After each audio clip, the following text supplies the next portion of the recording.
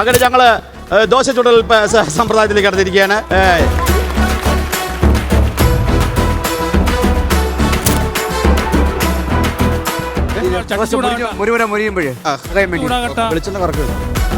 മോളെ റൗണ്ട് ചെയ്യൂ. ചൂടാവട്ടെ.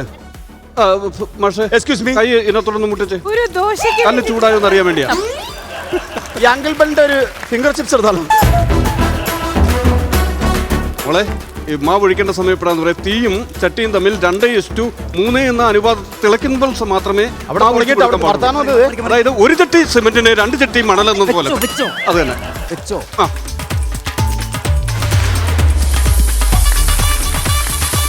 അവിടെ മൊത്തം കുളമായിരിക്കും.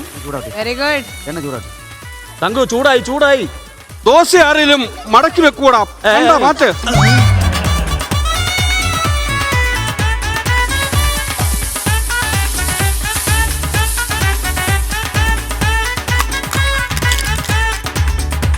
മഞ്ഞ പൊട്ടിയില്ലല്ലോ.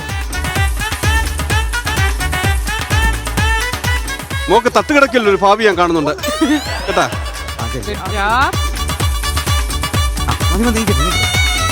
ഫാന്റാസ്റ്റിക് എടാ. അത് ഒന്ന് ഊതി കൊടുക്കും. അടുപ്പിൽ തീ കുറവാണ്, ഒന്ന് ഊതി കൊടുക്കും. പതുക്കെ. ഗ്യാസ് അടുപ്പിൽ ഊതി കൊടുക്കുന്നോടി.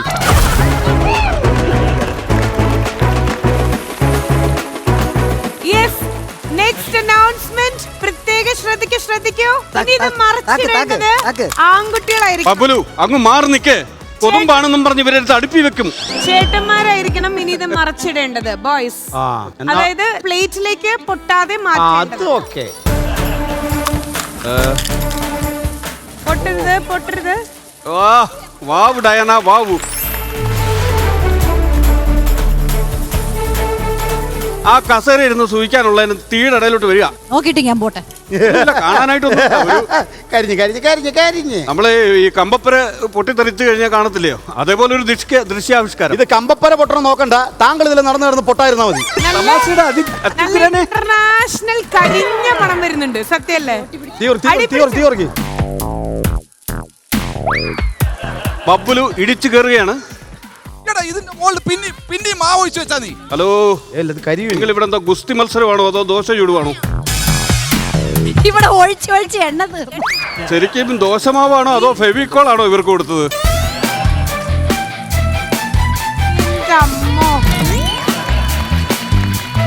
അയ്യോ പതുക്കെ ചെയ്താ മതി. അവിടെ തകർന്നിരിക്കുകയാണ്. പ്രഫുൽ പതുക്കെ ചെയ്താ മതി. അവിടെ മൊത്തം കുളവാണ്. അവിടെ എല്ലാം പോയി. ഇത് കണ്ടോ?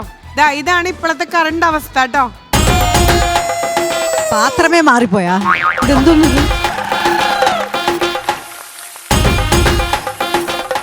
Very good thank you, very good. ഒരു കൈയ്യടി കൊടുക്കൂ.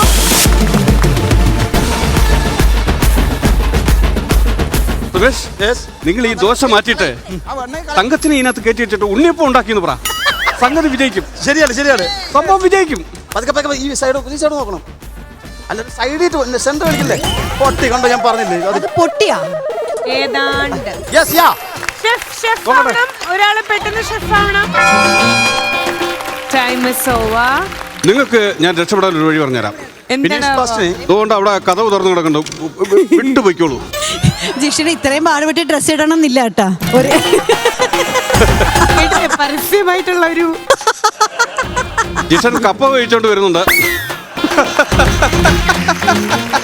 രണ്ടുപേരുടെയും ഒന്ന് കാണിക്കൂ. നിങ്ങൾ ഉണ്ടാക്കിയ ആ ഒരു മുട്ട ദോശ എന്ന് പറയുന്ന ആ ഒരു സംഗതി. നല്ല സ്മൈലിംഗ് മുട്ട. ഇത് തങ്കുവിന്റെ മുട്ട, ഇത് ജിഷ്ണേട്ടന്റെ മുട്ട. എന്റെ മുട്ട പൊട്ടിയതാണല്ലോ. ഇതെന്താ സംഭവിച്ചേ? ഇത് നമ്മൾ ദോശ മര്യാദക്ക് ആക്കിയതാ. അതിന്റെ മുകളിൽ അവൻ പറഞ്ഞു ഇത് കരിയുന്നുണ്ട് എന്ന് പറഞ്ഞിട്ട് അതിന്റെ മുകളിൽ കൊടുത്ത് പിന്നെയും മാവിച്ചവൻ. മുട്ടയിട്ടതിന് ശേഷം. അടിപൊളി. അതാണ് ബ്ലാസ്റ്റർ. ഇതിപ്പോ നമ്മളെ ഈ കൊത്തുപൊറോട്ടയൊക്കെ മേടിക്കില്ലേ, അതുപോലെ ദോശയും മുട്ടയും കൂടെ കൊത്തിപ്പൊരിച്ചതെന്ന് വേണമെങ്കിൽ പേരിടാം. നിങ്ങൾ ആരെങ്കിലും ടേസ്റ്റ് ചെയ്യണേ. അറ്റ്ലീസ്റ്റ് ഇതിലെങ്കിലും ഉപ്പുണ്ടോ, ഇതിൽ ഉപ്പുണ്ടോന്ന് ഒന്ന് ടേസ്റ്റ് ചെയ്ത് നോക്കണേ. ഉപ്പുണ്ടോന്ന്. ഇത് വെന്തിട്ടും കൂടി ഇല്ല കേട്ടോ. പിന്നെ ചേച്ചി പറഞ്ഞു പിന്നെ അത് തൊടുക വേണ്ട, അത് വെന്തിട്ടേ ഇല്ല. ഇത് വേവാനോ ചേച്ചി? ചേച്ചി ഇനി തങ്കു എന്ന് പറഞ്ഞു കഴിഞ്ഞാൽ ചേച്ചി പണ്ട് ഇദ്ദേഹം ഹോട്ടലിൽ വർക്ക് ചെയ്തിട്ടുണ്ട്. ഓട്ടോ ഡ്രൈവറായിട്ട് വർക്ക് ചെയ്തിട്ടുണ്ട്. ഒരു ദിവസം 2000 പൊറോട്ട വരെ ഉണ്ടാക്കിയ ചരിത്രം ഉണ്ട് തങ്കച്ചൻ ചേട്ടൻ. ചുമ്മാ അല്ല ഇതിങ്ങനെ വന്നിരിക്കുന്ന. അപ്പം ഇനി തങ്കുവിന്റെ ദോശയും ഈ മുട്ടയും എങ്ങനെ ഉണ്ടെന്നുള്ളത് നോക്കാം. തങ്കച്ചന്റെ മുട്ട വലിയ തെറ്റില്ല, തരക്കേടില്ല, പക്ഷേ അത് തകർന്നു പോയി. ഉപ്പില്ല.